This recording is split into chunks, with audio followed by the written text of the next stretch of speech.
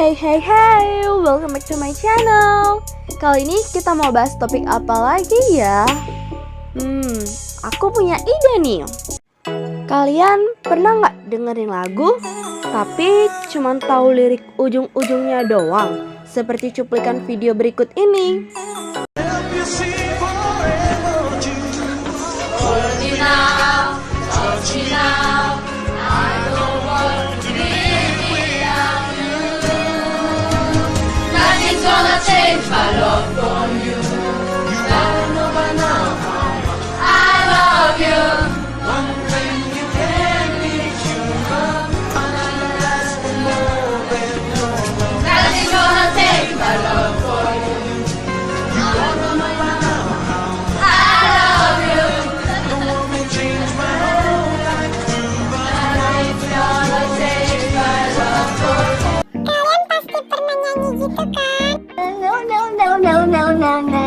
Atau kalian pernah dengerin lagu, terus tanpa sadar ikutan goyang nggak?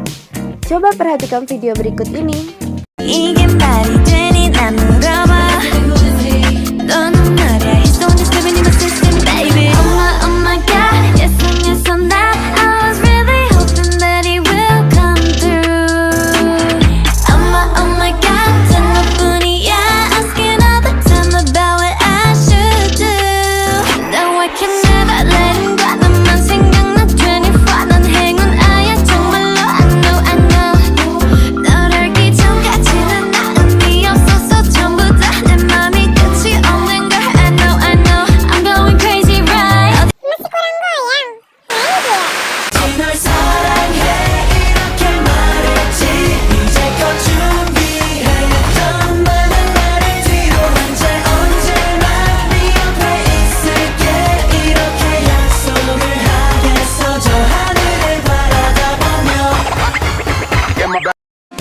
Nah, kok bisa ya kita dengerin musik, terus tanpa sadar kita ikutan nyanyi yang cuma tahu di ujung liriknya doang, atau ikut-ikutan nari?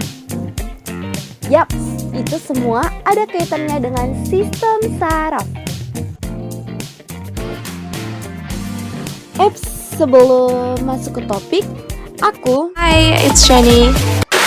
bukan yang itu, tapi yang ini. Hai, aku Esther mengingatkan jangan lupa like, comment, share, and subscribe ya. Tubuh manusia terdiri atas organ-organ tubuh yang masing-masing mempunyai fungsi tertentu. Agar organ-organ tubuh dapat bekerja sama dengan baik, diperlukan adanya koordinasi atau pengaturan. Pada manusia, koordinasi dilakukan oleh sistem saraf, sistem indera, dan sistem hormon. Sistem saraf sendiri sangat berperan dalam iritabilitas tubuh atau berkemampuan untuk menanggapi rangsangan.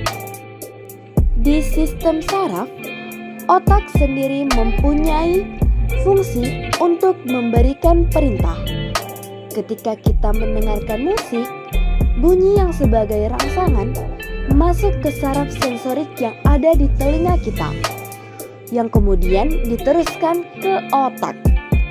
Di otak, bunyi tersebut diolah untuk memberikan perintah badan bergerak mengikuti irama musik. Perintah-perintah tersebut diteruskan oleh sel-sel saraf hingga berujung ke sel saraf motorik yang dapat menggerakkan badan kita. Lalu, bagaimana antara satu sel saraf berkomunikasi dengan sel saraf lainnya ya? Sel saraf berkomunikasi menggunakan yang namanya impuls listrik. Berikut ini adalah gambar sel saraf. Bagian-bagian sel saraf terdiri menjadi yang pertama ada dendrit. Dendrit berfungsi dalam menerima impuls dari sel saraf lainnya atau organ, otot, maupun otak. Yang kedua ada badan sel. Impuls listrik yang telah diterima dendrit bergerak melalui badan sel, yang dimana di dalamnya terdapat nukleus yang berisi materi genetik yang mengatur pertumbuhan dan perkembangan sel saraf.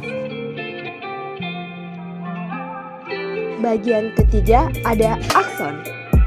Impuls dari badan sel kemudian diteruskan ke akson. Akson berperan dalam transmisi impuls dari satu sel saraf ke sel saraf lainnya hingga berujung ke organ ataupun otot. Di sepanjang akson terdapat selubung myelin. Selubung myelin berfungsi untuk melindungi dan mempercepat konduksi impuls melewati sel saraf. Di ujung akson terdapat sinaps. Impuls listrik yang berjalan melalui akson berakhir di sinaps.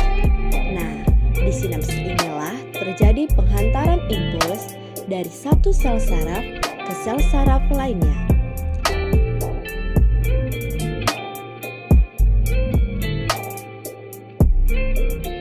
Ketika impuls sampai ke bangkol sinaps, gerbang ion kalsium 2+ akan terbuka sehingga ion kalsium 2+ dapat masuk ke dalam sel saraf.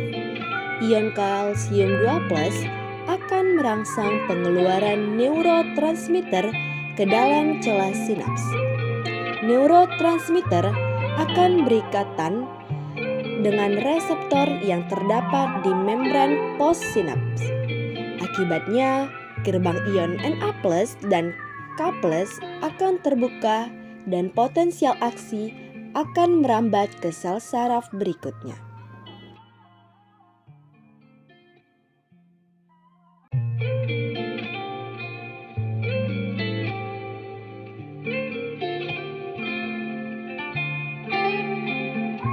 Later. Hal ini berlangsung terus-menerus hingga komunikasi ke sel saraf berlanjut.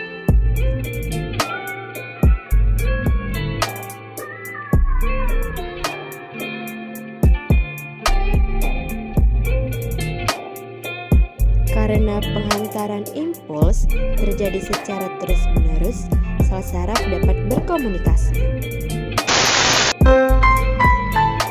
Kesimpulan, sel saraf terdiri atas dendrit, badan sel yang di dalamnya terdapat nukleus, akson, nodus Ranvier, selubung myelin, dan sinaps. Di sepanjang tubuh kita terdapat bermiliaran sel-sel saraf. Penghantaran impuls terjadi ketika rangsangan atau impuls yang berupa bunyi masuk ke reseptor, yaitu indera yang di dalamnya terdapat saraf-saraf sensorik.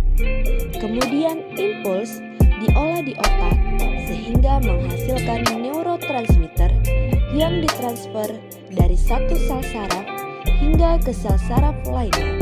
Dan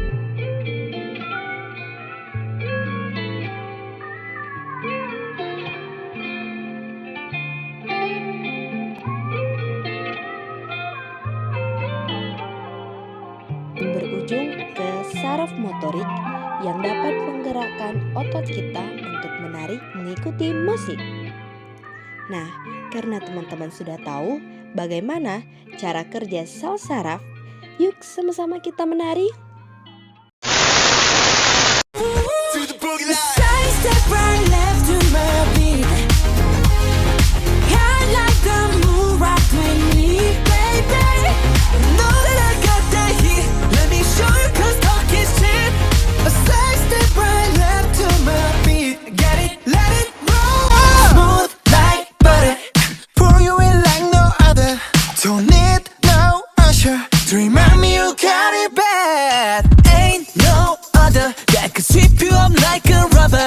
Straight up, I gotcha, making you fall like that.